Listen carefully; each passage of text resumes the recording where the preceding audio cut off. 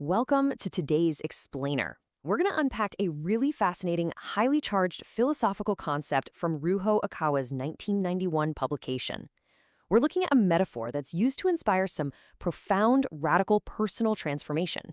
It basically asks us to rethink our inherent potential using imagery you really wouldn't normally associate with spiritual growth.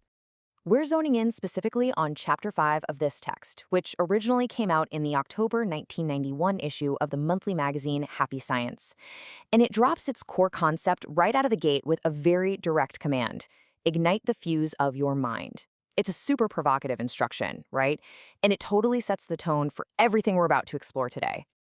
To break this philosophy down, we'll move through 4 clear stages: the dynamite concept, igniting the mind's fuse, breaking through human limits, and finally, miracles and future help. Okay, let's dive right into Section 1, the dynamite concept. So when we hear the word dynamite, we usually think of demolition, right? Stuff blowing up. But the text actually lays out a highly structured psychological shift. It purposefully moves from understanding a basic, fundamental way of thinking toward realizing what it boldly calls limitless power, and ultimately aiming for a future filled with hope. It's basically a clear roadmap for mental transformation. Crucially, the text defines this dynamite not as a destructive physical force out in the real world, but as an internal, empowering catalyst. Dynamite thinking describes a mechanism within the mind that's meant to shatter our personal limitations and unlock a hopeful future. It's all about harnessing this explosive, proactive energy for personal growth. According to the source material, Okawa makes a really interesting observation here. He posits that a lot of people just live weakly, They rely on dependent forms of faith, they accumulate complaints in their minds, and they constantly ask others for help. In stark contrast, dynamite thinking is presented as a way to stop accumulating those negative thoughts and instead plant a seed of explosive, proactive power right inside yourself. The philosophy sets up this very sharp duality. On one side, you've got this mindset of dependency and complaining. Basically, making excuses based on your environment and hoarding negativity. But on the other side, you have the dynamite mindset. This is highly proactive. It's fueled by inner courage and a rock-solid belief in a hopeful future, where the individual takes absolute personal action rather than just sitting around waiting for external salvation. Let's move on to Section 2, igniting the mind's fuse. Now, understanding the concept is one thing, but how do you actually ignite the fuse? Well, the absolute first step is to aggressively discard negativity. The text explicitly urges readers to stop making conditional excuses. Literally stop saying things like, if only I had this condition, or if I had $1 million, I'd be happy, or if I graduated from a good school. The author demands we drop the complaining immediately. Based on the text, we can distill this whole ignition process into 3 really actionable steps. Step 1, completely eliminate that conditional negativity and the excuses. Step 2, actively plant a brand new seed of courage in your mind. And Step 3, use that courage to vividly visualize a radiant, hopeful, and limitless future.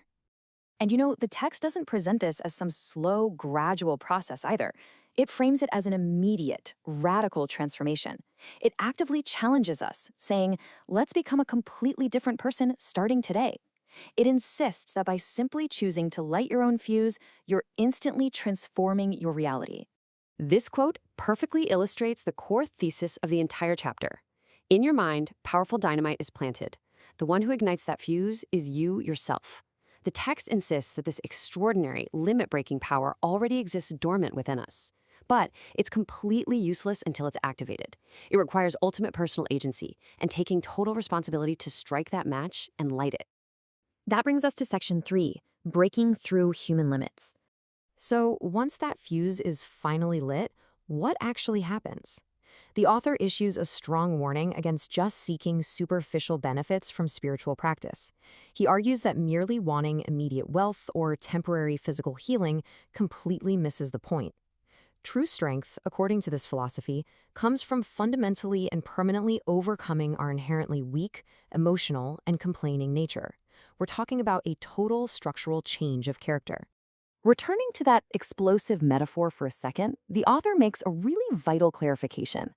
The resulting great explosion of this dynamite is strictly framed as a constructive, illuminating power. The text explicitly states it's not a destructive force. Instead, it's described as a magnificent light meant to illuminate all of humanity.